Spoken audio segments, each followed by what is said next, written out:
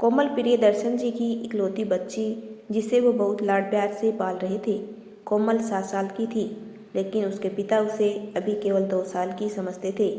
प्रियदर्शन जी का बहुत बड़ा कारोबार था। शहर के बीचों बीच आलीशान कोठी, कई नौकर उनके घर की देखभाल करते थे, कई बड़ी बड़ी गाड़ियाँ, पैसों की कोई कमी नहीं थी। सुबह कोमल सो रही थी, तभी उसकी मम्मी कविता ने उसे उठाया। कोमल जल्दी से अपने पापा से मिलने आ रही थी, क्योंकि पापा चले जाते हैं फिर रात को देर से आते हैं। वह सीढ़ियाँ उतर ही रही थी, तभी उसने देखा उसके पापा मैनेजर राधेश्याम को डांट रहे थे। राधेश्याम जी, आपको कितनी बार कहा है कि मुझे काम में लापरवाही नहीं चाहिए, लेकिन आप ठीक से काम ही नहीं कर रहे हैं। ऐसा है तो आपको नौकरी से निकाल देता हूँ। आपके जैसे बहुत से मैनेजर लाइन लगाकर खड़े हो जाएंगे। राधेश्याम जी की आंखों से आंसू झलक रहे थे। उन्होंने गिड़गिड़ाते हुए कहा, सर, मेरा बेटा बहुत बीमार था, इसी कारण हॉस्पिटल जाना पड़ा। मुझे काम से मत निकालिए, आगे से ऐसी गलती नहीं होगी। कोमल सीढ़ियों पर खड़े खड़े सब सुन रही थी। थोड़ी देर बात करने के बाद राधेश्याम जी चले जाते हैं। कोमल अपने पापा के पास आ जाती है। उसे देखकर प्रियदर्शन जी बहुत प्यार से कहते हैं, मेरा बेटा आ गया, आज तो बहुत जल्दी उठ गया। क्या बात है बेटी, कुछ उदास सी लग रही हो, किसी ने कुछ कहा क्या? यह सुनकर कोमल ने मुस्कुराते हुए कहा, नहीं पापा, किसी ने कुछ नहीं कहा है, बस आप वो राधेश्याम अंकल को डांट रहे थे, मुझे अच्छा नहीं लगा, बेचारे रो रहे थे। प्रियदर्शन जी ने कहा, बेटा, तुम इन लोगों को नहीं जानती हो, ये लोग कोई ना कोई बहाना बनाते रहते हैं। आगे से मैं ध्यान रखूंगा कि तुम्हारे सामने ये सब न हो। प्रियदर्शन जी बातें ही कर रहे थे, तभी कविता जी ने आकर कहा, आपको ऑफिस के लिए देर हो रही होगी, कोमल को भी स्कूल जाना है। उस देर में कोमल के पापा चले जाते हैं। कोमल भी तैयार होकर चल देती है। स्कूल में भी उसका मन नहीं लगता। घर आकर वो मम्मी को सारी बात बताती है। मम्मी, हम पैसे वाले हैं तो क्या सब नौकर हैं? कविता जी ने कहा, नहीं बेटा, ऐसा नहीं है, तुम ये सब मत सोचो। रात को कविता जी ने प्रियदर्शन जी से बात की और उन्हें सब बताया। वो बोले, मैं कोशिश करूँगा कि आगे से किसी को भी घर न बुलाऊं।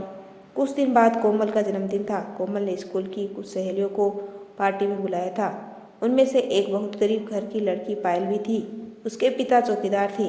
पहले तो उसने मना कर दिया, लेकिन कोमल के जिद करने पर वह आने के लिए तैयार हो गए। दोनों बाप बेटी तैयार होकर कोमल के घर पहुंच जाते हैं। कोमल पायल को देखकर बहुत खुश होती है, लेकिन उसके माता पिता पायल और उसके पिता को देखकर बहुत गुस्सा हो जाते हैं। प्रियदर्शन जी कहते हैं, बेटा, ये कैसे लोगों से दोस्ती कर रखी है, इन्हें यहाँ से जाने के लिए कहो, नहीं तो मैं भी नौकरों से कहकर इन्हें बाहर करवा देता हूँ। कोमल बोली, क्या हुआ पापा, पायल मेरी सबसे अच्छी दोस्त है।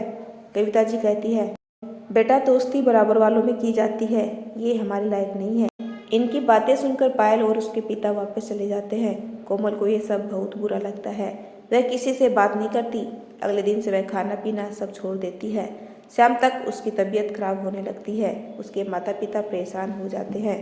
वे कोमल को बहुत मनाने की कोशिश करते हैं, लेकिन कोमल नहीं मानती। वे डॉक्टर को भी बुलाते हैं। डॉक्टर कुछ दवाइयाँ देता है, लेकिन कोमल दवा भी नहीं खाती। इसी तरह 2 दिन बीत जाते हैं। कविता जी का रो रो कर बुरा हाल हो जाता है। कोमल बेहोश सी होने लगती है। अपनी बच्ची की ऐसी हालत देखकर प्रियदर्शन जी बहुत परेशान हो जाते हैं। बड़े से बड़े डॉक्टर भी जवाब दे देते हैं। कविता जी बहुत मुश्किल से कोमल से बात करती है। कोमल उन्हें बस इतना ही कहती है, मम्मी, मैं गरीब होना चाहती हूँ, जिससे किसी गरीब का दिल न दुखा पाऊँ। यह सुनकर उसके मम्मी पापा को गहरा धक्का लगता है। वे समझ जाते हैं कि उनका गरीबों से भेदभाव ही उनकी बेटी के लिए जानलेवा रोग बन गया है। प्रियदर्शन जी अपनी बेटी से कहते हैं, बेटी, आज के बाद मैं किसी का अपमान नहीं करूँगा। कविता जी भी उसे समझाती रही। प्रियदर्शन जी उसे छोड़कर स्कूल पहुँच गए।